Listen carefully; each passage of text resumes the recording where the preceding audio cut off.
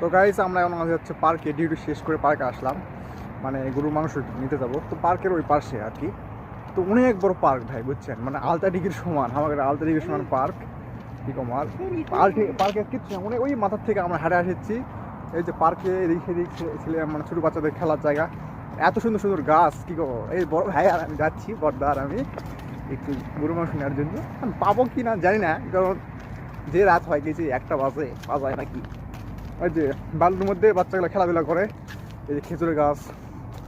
ভাই রে মা শীতি রে লাগছে রে ভাই, আর ঠান্ডা গায়ে। পার্কের যা সৌন্দর্য ভাই অস্থির পুরাও, আমাদের একটু দেখাচ্ছি।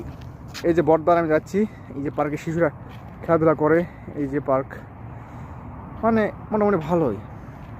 এই যে সাইডে গাছ লাগা আছে, ওই পাশে রাস্তা, ওই পাশে হচ্ছে দোকান মার্কেট, যেগুলো হচ্ছে বিকেলবেলা মানে মেয়েরা খালি ভাই পার্কেট খালি সব খেলি মেয়ে, বিকেলে আসবেন খালি মেয়ে আর মেয়ে খালি এগুলা, মানে এগুলো বাচ্চাদের খেলাধুলা করে।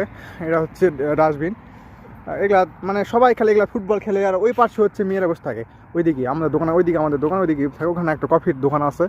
এটা হচ্ছে পার্ক, বুঝছেন, মানে বিকেলবেলা যেহেতু বাংলার মেয়ে আছে আশপাশকার সব মেয়েটি আসবে আর ফুটবল খেলে।